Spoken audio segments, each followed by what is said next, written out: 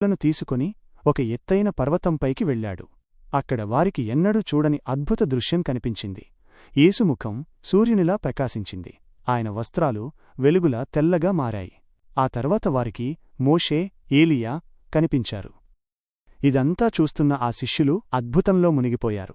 అయితే ఆ తర్వాత ఒక ప్రకాశవంతమైన మేఘం వారిని కమ్ముకుంది.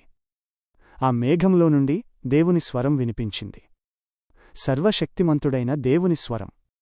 ఆ స్వరం వినగానే శిష్యులు ఆ భయంకరమైన మహిమకు తట్టుకోలేక ముఖం నేలకు ఆనించి పడిపోయారు. వారిని ఆవరించిన భయం, ఆందోళన వర్ణించలేనిది. అలా నేలమీద పడిపోయి భయంతో వణికిపోతున్న వారి దగ్గరకు యేసు వచ్చాడు. ఆయన వారిని తాకి మెల్లగా ప్రేమతో చెప్పిన మాటలే ఇవి: లెండి, భయపడకుడి. ఈ సందేశం ఈరోజు మనక్కూడా చాలా అవసరం. మన జీవితంలో కూడా ఎన్నోసార్లు భయం మనల్ని కింద పడేస్తుంది, నేలకు అంటుకుపోయేలా చేస్తుంది. సమస్యలు మేఘంలా మనల్ని కమ్మేసినప్పుడు భయం వేస్తుంది.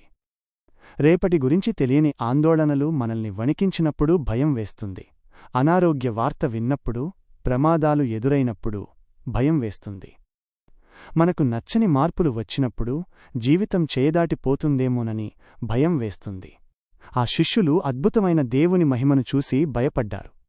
కాని మనం తరచుగా ప్రపంచంలోని కష్టాలను చూసి భయపడుతున్నాం.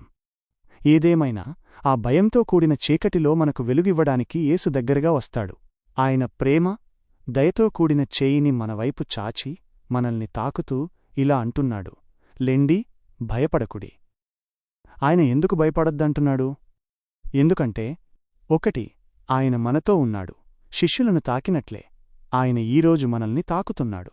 మన సమస్యల మధ్య, మన చీకటిలో ఆయన మనతో ఉన్నాడు. 2. ఆయన సర్వాధికారి. శిష్యులు భయపడిన ఆ మహిమ, ఆ స్వరం, అదంతా ఆయన తండ్రికి చెందినదే. ఆయన సమస్తంపై అధికారం కలిగి ఉన్నాడు. ఈ లోకంలో మనల్ని భయపెట్టే ఏ శక్తి కూడా ఆయన కంటే బలమైనది కాదు. 3. ఆయన మనల్ని లేవనెత్తుతాడు. లెండి అని ఆయన చెప్పడం, మనం భయం అనే బంధకం నుండి, నిస్సత్తువ నుండి లేచి నిలబడాలని ఆయన కోరుకుంటున్నాడు.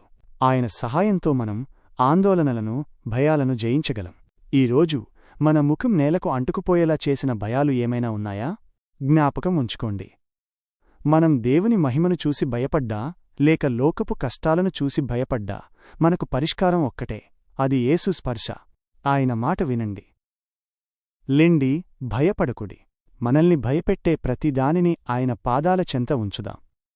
ఆయన మనకు ధైర్యాన్ని, శాంతిని ఇస్తాడు.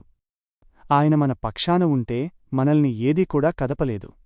ఆమేన్.